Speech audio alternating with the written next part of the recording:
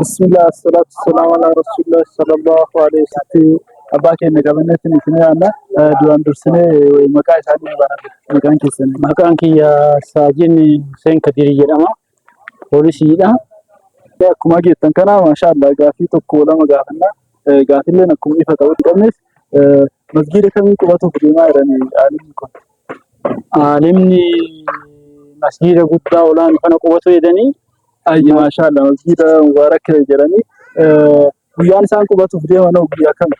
guyyaa yaadadhu qubannaa bichaa dhagaye guyyaa addaan baafannee guyyaa fedha qabna garuu qubannaa isaanii jaalala qabna uummanni musliimaa uummanni naannoo kana uummanni diisiis Ayyi fedha qabna.